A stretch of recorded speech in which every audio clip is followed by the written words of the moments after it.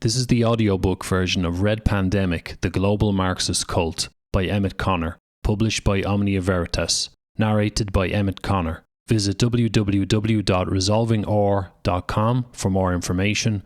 The publisher's website is www.omnia-veritas.com.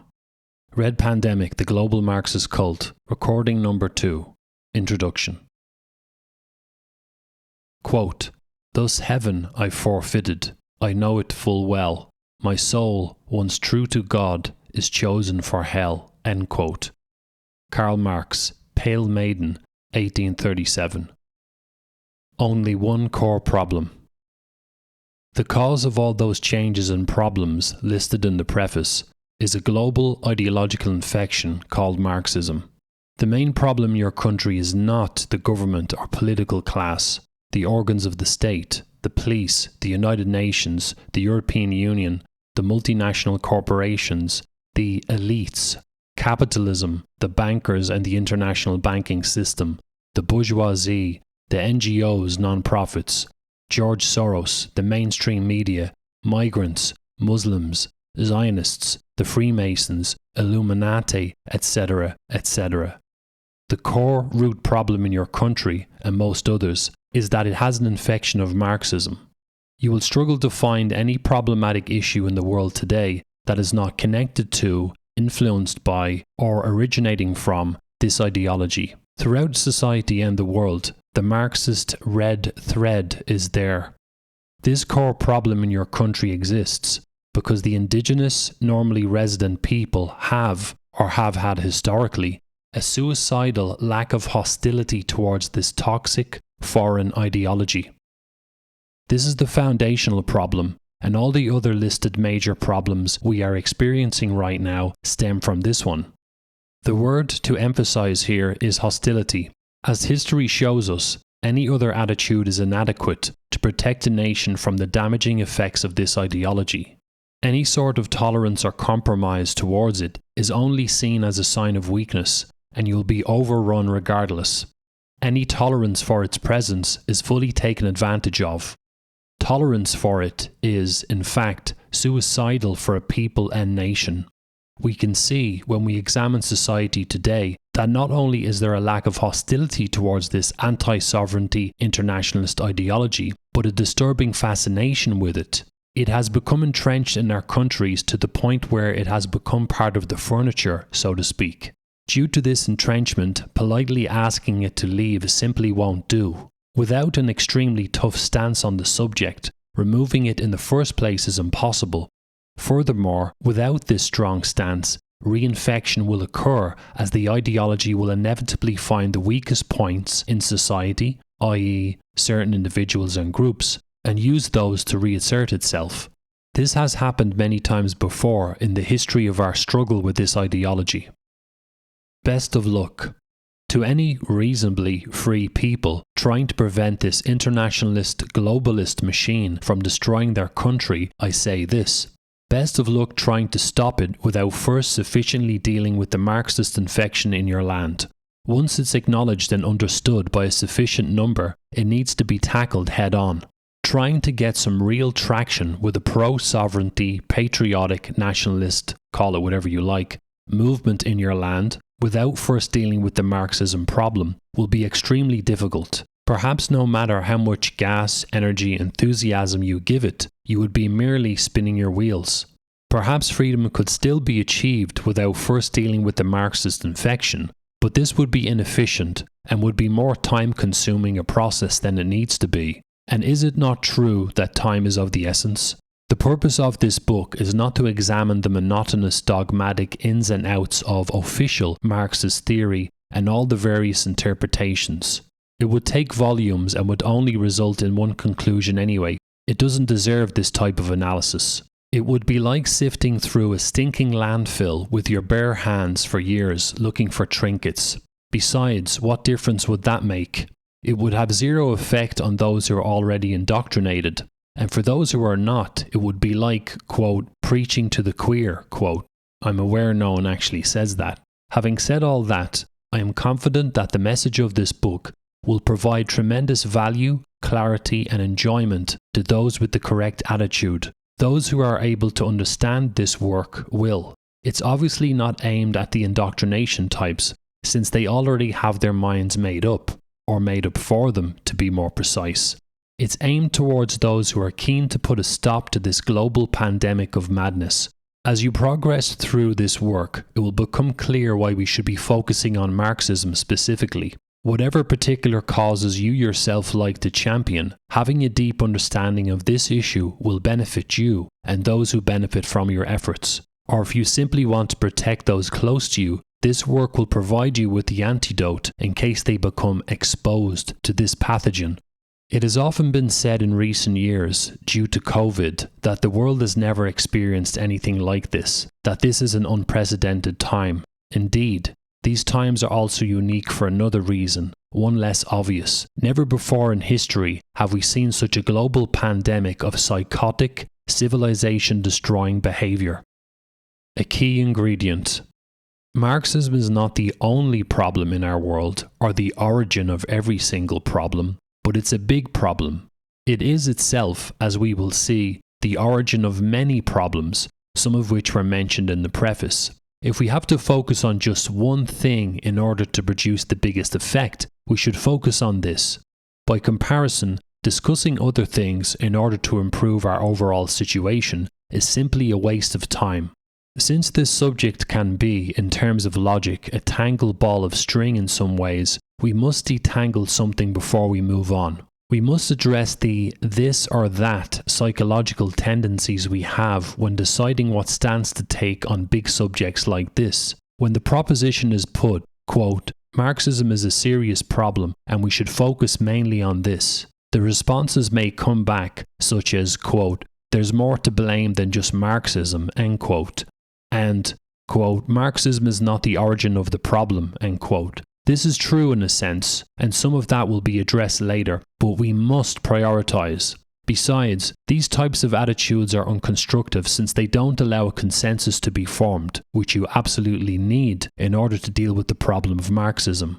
So, because of this tendency in some, and those who the reader might interact with, we need to restate the point.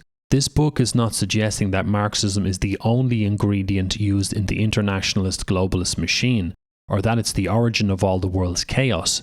It is, however, highlighting that Marxism is a key universal ingredient that allows the internationalist globalist machine to function at a ground level in our societies, all pushing in the same direction. Additionally, it's not good to have too many divergent or antagonistic, contradictory opinions. You really need everyone pushing in one direction. Too many conflicting ideas solutions just negate any possible impact of any one idea solution, and no progress is achieved. Therefore, to make progress in sorting out this mess we are in, there needs to be a massive consensus. Imagine a few hard-working men trying to move a large boulder off a road in days gone past, with no help from an animal, e.g. an ox, or helpful tools. It doesn't matter how many men there are, or how strong they are. If they all push in alternate or opposite directions, it's a big waste of time and energy. If they push together in the one direction, however, that is a different matter. This is efficiency of force, due to them combining their efforts. There are efficient and inefficient ways of doing things, and our collective quest to have some freedom from this globalist monster is no different. If we all want a better, freer, saner world, we must work together on this issue to be efficient and have consensus. Consider also that we are in a world full of Marxist deception and propaganda and demoralization, which is always trying to exploit any weaknesses in its opposition by capitalizing on any disunity within it. Therefore, our message must be clear and united. No to Marxism, no exceptions. Once we get control of this problem, we will be able to see some improvements in our collective situation. The importance of maintaining focus. We need to focus on this problem and maintain it permanently while not getting distracted with other issues. The Marxist indoctrination is always trying to get us to focus and assign blame elsewhere. The religious institutions, i.e. the Catholic Church, the banking system, capitalism, the US empire, the bourgeoisie elites, or the multinational corporations, etc. In addition, we are constantly being divided and conquered by the various Marxism-supported initiatives, or sub-agendas, some of which were mentioned in the preface.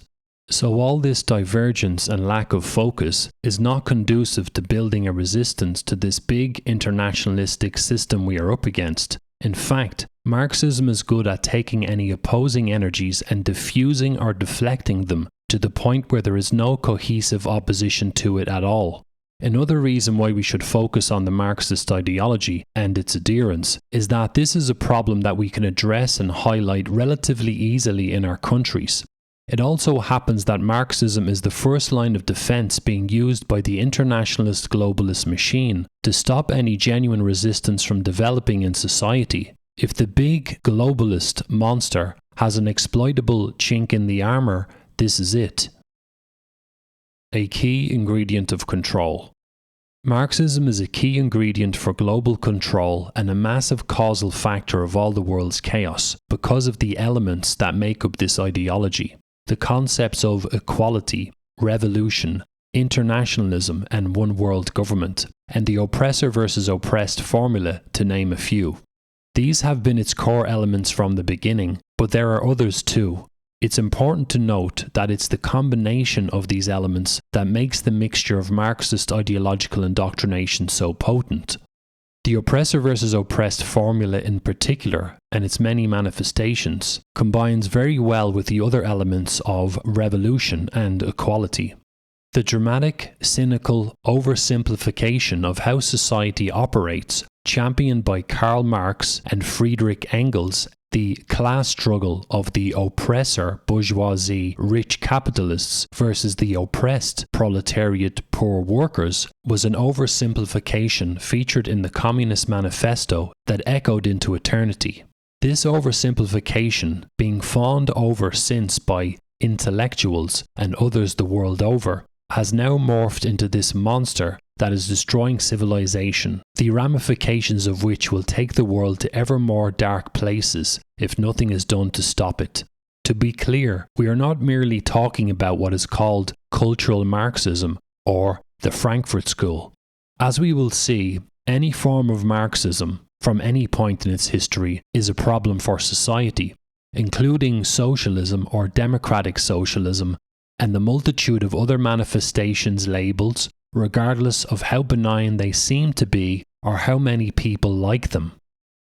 All traces have to go. So, all traces of Marxism must go. If you want to regain control of your country by stopping this globalist totalitarian monster, you and your fellow countrymen must completely reject and hate Marxism in all its forms. We need a strong, zero-tolerance stance on it due to the overall situation we are in, because of how the individual human mind works, and because of the highly contaminated social landscape in our countries at present. Hence the word hate. Having this emotional punch to it will help to generate the required mentality in the general population. The more people feel and express hostility towards Marxism, and the more the ideology is regarded as toxic, the better. Then you will give yourselves a fighting chance. Understanding the effects of this parasitic ideology on our world and striving to be immune from it is a massive undertaking. It has an insidious nature, and it expresses this using a variety of methods. It's an ever-present, transforming threat that has a long, proud tradition of adaptation and subversion. There are several strains, and it's still adapting, even today. In recent times, it has adapted to subvert the patriotic nationalistic movements worldwide. Therefore, the more united the population is in its hostility towards it, the better. Can't a society just be and stay immune? Without this unified, hostile, almost allergic reaction, does the average person have the ability to stay immune from this? Is this why it has been so effective at proliferating and entrenching itself in our societies, despite its horrific resume? Can't a society just be immune without being vigilant? Essentially, can a society have anything less than a zero-tolerance stance against the ideology and remain unaffected overall? These are big, important questions. Considering the modus operandi of Marxism, past and present, perhaps many people would struggle to encounter this ideology without being led astray, being sucked into the cult, as it were. This is not to dismiss the discernment of so many just for the sake of it. This is just illustrating how good Marxism is at wriggling its way into society, people's minds, and making a home for itself there, like any good parasite would. It infects those who are not psychologically immune and then spreads from one vulnerable person to another. The many ways in which this ideology can distort a person's perceptions and start dictating their emotional responses could make it very difficult for someone to be unaffected, especially if they were in a pro-Marxist environment, e.g. an infected university. For some, trying to stay immune in a setting like that would be like walking a tightrope psychologically, trying to stay on the straight and narrow.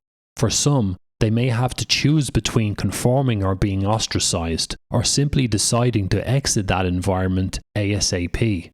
Exposure to this ideology can be risky for anyone, but especially the young. We can clearly see how the indoctrination policy of this cult targets the unsuspecting public at younger and younger ages. In recent times, they have been using the insane climate change movement to turn teen and pre-teen kids into little revolutionaries. This is no accident. The younger a person is, the more susceptible they are to being indoctrinated, especially by an emotionally manipulative ideology like Marxism. Life experience, emotional control, and general maturity can help to keep a person immune. And these are things that young people generally just don't have to a sufficient degree. They need guidance and protection from those who are more mature to avoid these pitfalls. And that's where parents and teachers are supposed to come in. Of course, if these adults are indoctrinated themselves, then the kids have no chance. In other cases, parents simply being ignorant of Marxism is enough to create a disaster. This ideology can be pumped into the soft heads of students at any age. There are several other mediums through which it can reach people's minds, and education, academia, is just one of them. However, it's perhaps the most efficient since it can mask itself as education to hide its true face, indoctrination. Priorities. Let's prioritize and put things into a rational perspective from a nation management point of view. Considering the damage being done to Western countries thanks to internationalist Marxist attitudes, is it not a bit silly to focus on domestic issues while forgetting the bigger picture? In Ireland's case, for example, focusing on such things as housing prices, renting costs, crime, the state of the health service, mental health, vulture funds, or homelessness is irrelevant if the country is being progressively driven towards a cliff due to the Marxist ideology being in the driving seat. Is it good prioritization to focus on those things in our foreground while the various consequences of a serious Marxist infection and the various sub-agendas it supports are tearing up the fabric of society in the background? For example, mass immigration into a country, which is due to the Marxist infection being present in the first place, will destroy everything, and those domestic issues already present will be exacerbated in the extreme, e.g., housing availability and cost, the health service, the economy, schooling, etc. By us prioritizing those domestic issues and trying to fix them in a society of ever-changing racial demographics and increasing population levels due to Marxism being in control, we are simply wasting our time. Priorities. It must be noted too that the various Marxist movements in a given country just love to involve themselves in these types of domestic issues as part of their virtue signalling DNA, blissfully unaware that the ideology they subscribe to will ensure these issues never get resolved. Naivete to the max. Why we should say #no to Marxism. Quote, "You can't give shit leftists an inch. If you give them an inch, they will use it to destroy you." End quote. Argentinian President Javier Milei during TV interview. If patriotism, nationalism, national sovereignty, choose your label, is the idea of a country having a sovereign right to decide its own future, then this is a rational ideological response to the internationalist totalitarianism being forced upon our countries today. These right-wing stances generally allow a country to have more freedom to refuse to participate in the internationalist plans. This is because they advocate that a country should have a reasonable degree of separation from the rest of the world, aka independence. This should be obvious to all. Conversely, an internationalist ideology like Marxism results in a country having less ability to decide its own future. Why? It's because Marxism, in general, advocates that a country should be equal to other countries and does not have a degree of separation from the rest of the world. In essence, countries should show unity or solidarity with other countries, and each would be moulded according to the ideology cult. Think of the naive, who needs borders anyway mentality. In addition, subscribing to this ideology, even partially, is enough to ensure that your country is swept away by the internationalist ideological red wave, and this is exactly what's transpiring across the globe at this time. The cult, in general, wants a socialist federation of the world. If a country is infected with Marxism to a significant degree, this simply means that a significant portion of the population is psychologically contaminated by the ideology. This leads to a lack of will, belief, and consensus that this country should have independence and even identify as a separate, distinct entity at all. These indoctrinated types tend to like the idea of the country being part of the international collective and that it should give its sovereignty to organizations like the European Union and the United Nations, all because Marxism is an internationalist ideology. Of course, Marxist apologists might retort that not all forms of Marxism are internationalist, but this is irrelevant. Marxism inevitably leads to a country joining the international cult movement, being swept away in the revolution and losing control of its affairs. Marxism is the most dangerous, almost universal, core ideology in the world today. It's truly global and has destroyed wherever it has taken hold throughout its history. It's extremely toxic for a country. Marxism, or its outgrowth, socialism, is not an alternative economic or political system or a system of philosophy or analysis. It is a cult-like ideology that does the opposite of what it claims. It serves the true bourgeoisie elites, internationalist types, not opposes them. It suppresses the proletariat working classes, not liberates them. It doesn't make a country and its people strong, it makes them weak. Marxism is a country's internal drain on its sovereign patriotic energy. It is the antithesis to true, healthy natural freedom and patriotism, sabotaging a country from the inside out. Patriotism is the antidote to the globalist internationalism, and Marxism is the poison that neutralizes this antidote by keeping it occupied long enough for the global machine to enforce its agenda on any given country. Just look at how Marxist cult members all across the globe have been trying to suppress the non-Marxist patriotic resistance to globalism in recent times. That's all the evidence you need, really. Never mind what they think they are or what they claim to be. What do their actions tell us? It tells us that they are essentially traitors in national terms. Marxism is international totalitarian control. It is not the opposite to things like the international banking system. It complements it nicely. It is not an opponent to the world control system. It is a critically important aspect of it. It is not the antithesis to oligarchical imperialistic rule. It serves it. This ideology is the focus of this book because it's the common red thread throughout the world. It's the red elephant in the LGBTQIXYZ+ rainbow-coloured, dildo-shaped, gay disco VIP area of a room we are all in. Marxism is the root ideology of the various anti-civilization agendas active in our society. Whether we examine the anti-white Marxist movement in South Africa, or the legalization of abortion in Ireland, or the Black Lives Matter riots in the US, or London, or the mass immigration problem in Western countries, or the economic woes of socialistic countries, or the climate change sub-agenda globally, Marxism is the society-level ideology at the heart of it all.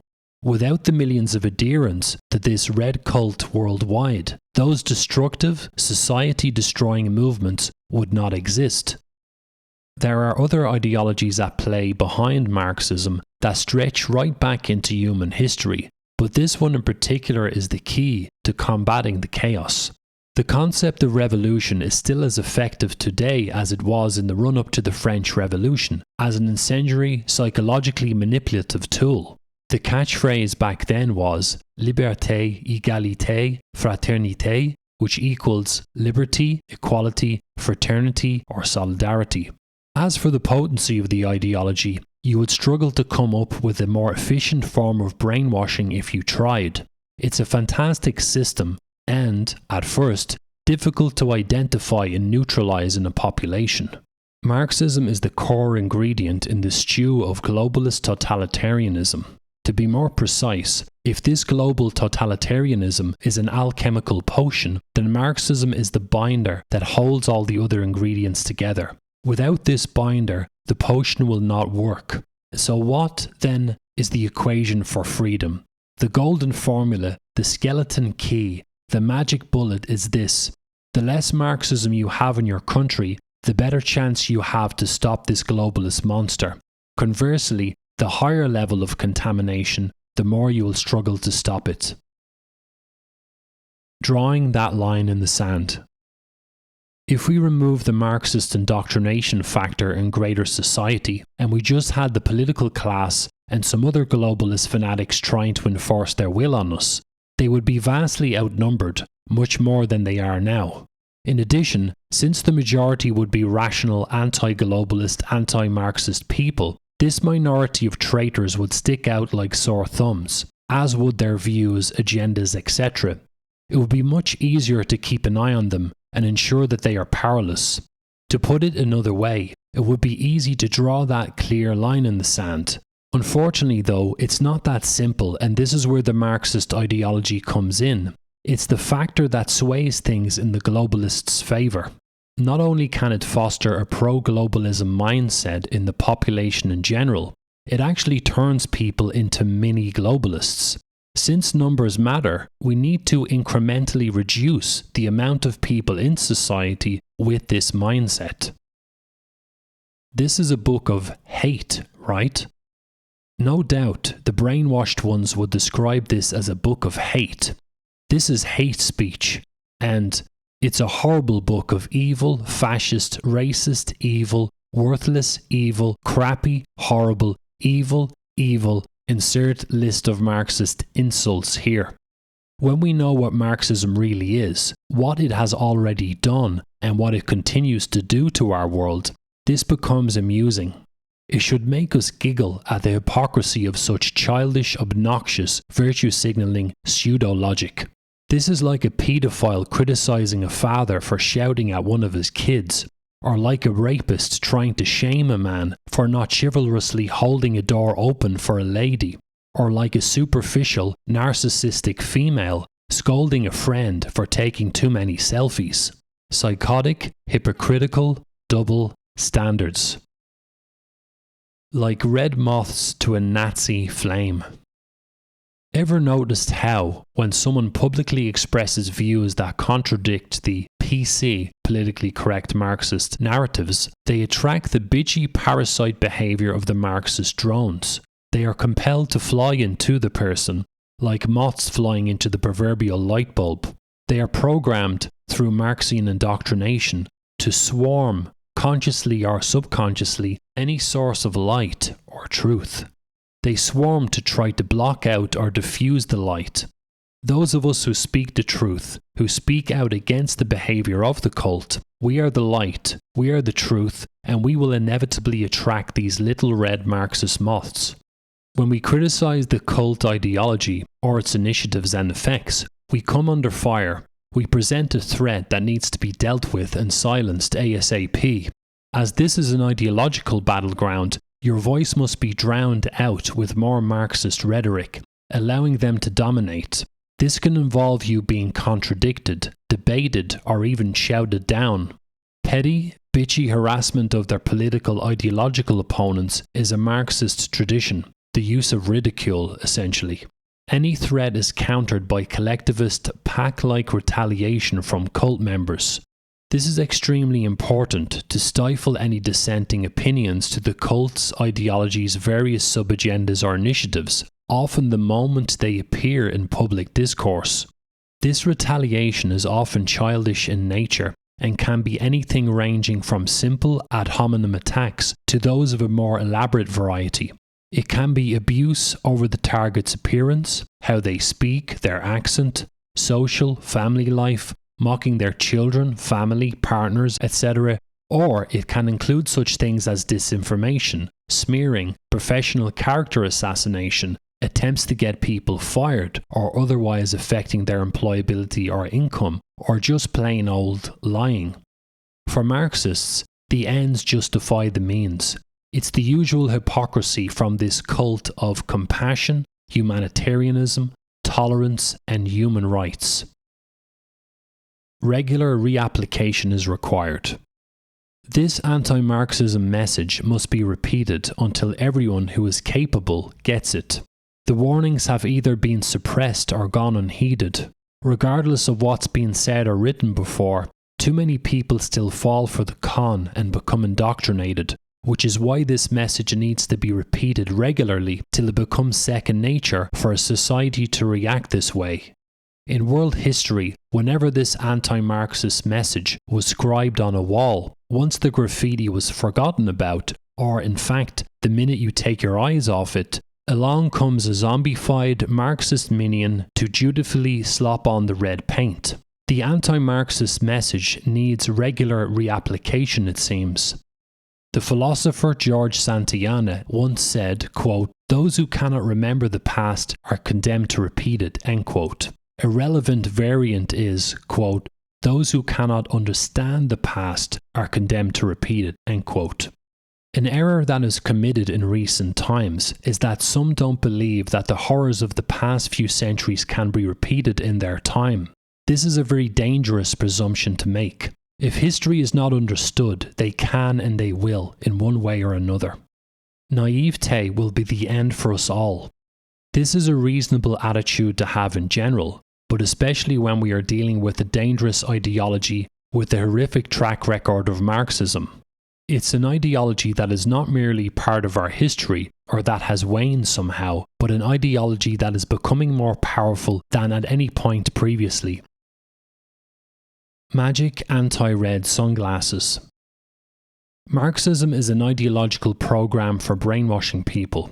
Therefore, this is a psychological issue as much as it is political, geopolitical, etc. We cannot dismiss the former, it's of central importance. Focusing only on politics, geopolitics is just not good enough. We need to be smarter and deeper than that, and approach this problem with a fresh new mindset. In order to be the best freedom advocates, patriots, nationalists, sovereigns, anti-globalist individuals we can be, we need to combat Marxist indoctrination, and therefore, we need to fully understand what we are dealing with here, how the whole process works.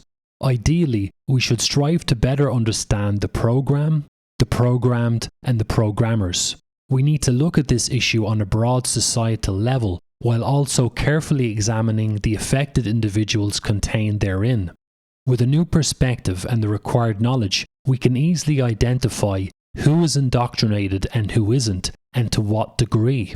Crucially, we can also identify when someone is at risk of being indoctrinated based on an analysis of their personality, environment, background, age, etc. With practice, we can do all these things in a matter of seconds. Essentially, we will be able to see who is infected and who isn't, and how much of a problem they will be for the rest of us. In the movie They Live, 1988, the central character discovers that the elites who rule society are actually aliens disguised as humans. 2 words, David Icke.